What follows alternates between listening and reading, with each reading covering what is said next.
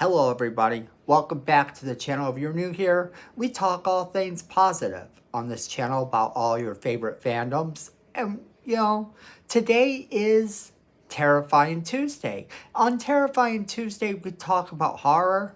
So we have a theory that has popped up, yet another theory about Kirby possibly being the killer. We've talked about her before as a potential killer, but this theory is new and kind of interesting, so I thought we would talk about that. So Scream 6, is Kirby the killer? Let's jump into it. Alright, so we have talked about Kirby possibly being the killer in the past. We've talked about her possible motives, but this is an entirely different theory, so let's just skip over all that. If you're interested in that one, you can find it on my channel. Just go ahead and check it out. Check out some of our other videos while you're there. We talk about a lot of different fandoms and a lot of different cool things. Now, let's get into this theory in particular. This theory states that Kirby was in fact the bad guy all along. That Charlie wasn't necessarily the killer from the beginning. You see, all the murders that we saw that we associate with Charlie were in fact done by Kirby. Now here's how this could work, because I don't like the theory when you just throw it out there and you have no real grounds for how it could work or why it should be or why it would be good. And so we're going to look at it and try to determine how this could work and how it could be a good thing. So if Kirby was the bad guy from the very beginning, then the scenario kind of had to go down like this. Kirby is kind of the Randy Meeks of that movie. And granted, they had a couple film students who had cameras. Now, they could have recruited some of these members to give them cameras under the guise that they were doing some projects.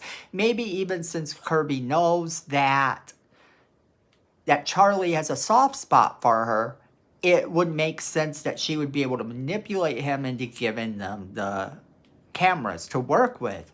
And he probably wouldn't have said a whole lot about it. Now, the thing of it is, once the murders start happening, of course Charlie has to start being a little bit suspicious, but he doesn't think anything of it because this is Kirby, and Charlie has a major crush on Kirby. So, for this scenario to work, you just have to assume that anytime he would have questioned anything, Kirby would have been like, no, it ain't us. We're using that for a different reason. And he'd be like, oh, okay.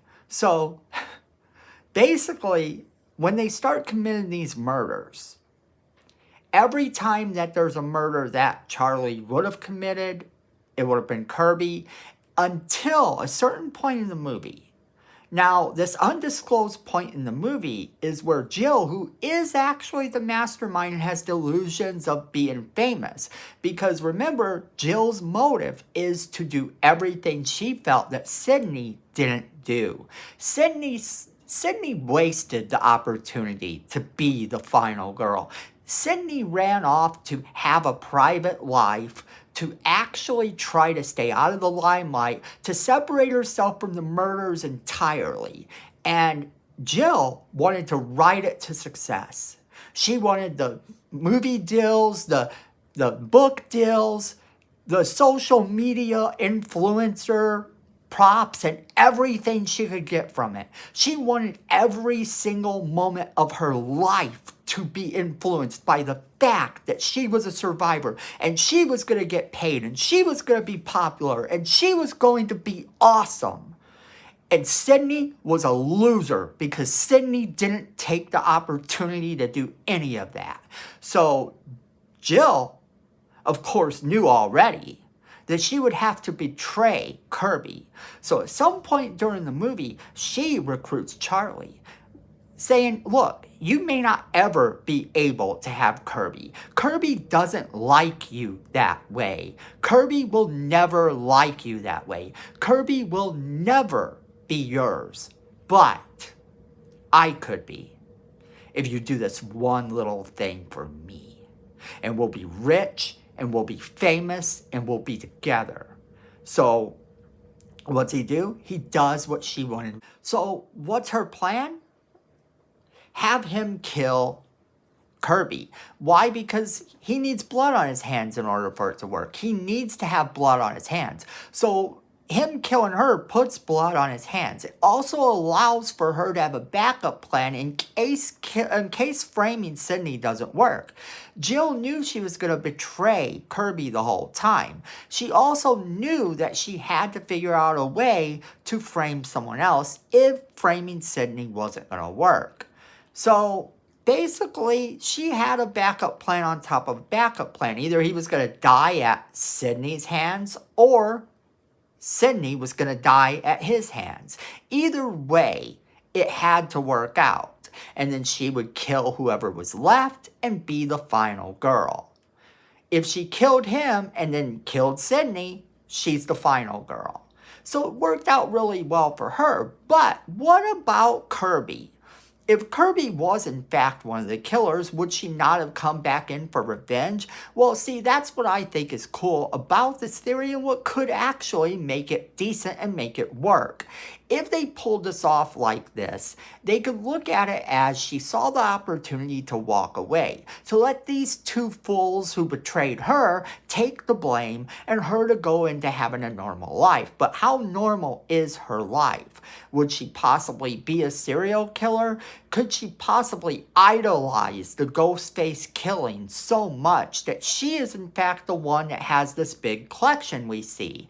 That could very well be the case. We know that she's an FBI agent. Maybe this is in fact FBI evidence we are looking at.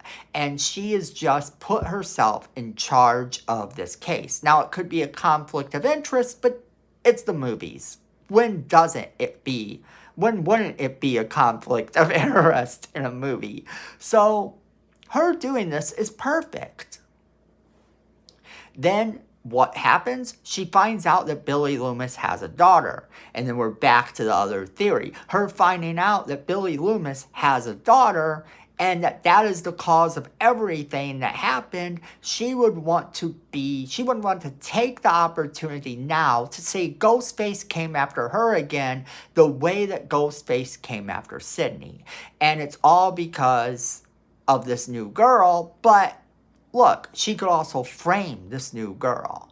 So having the idea that she could have this fame, that she could be the survivor, she could solve the case, maybe she gets a promotion, it allows her to continue killing if that's what she is in fact doing behind the scenes and she's just been murdering people the whole time and we don't know it. Anything is the limit as long as they maintain that she walked away from it knowing that these two were going to take the blame for her part in the crimes. If they don't explain that part, then everything else just becomes lost. But I want to know what you guys think. So don't forget to leave us a comment in the comment box below. Let us know what you think about this theory. And then also share this video with all of your friends so they can be a part of the conversation as well. And then, go ahead and hit that like button. It's free. It helps the channel. We appreciate it. And then Miko says we need more subscribers. And you don't want to disappoint Miko. So go ahead and hit that subscribe button and hit that notification bell so you don't miss a single video we do. Then at the end of the day, friends, you know it, I know it, and Miko knows it. Fandom is family.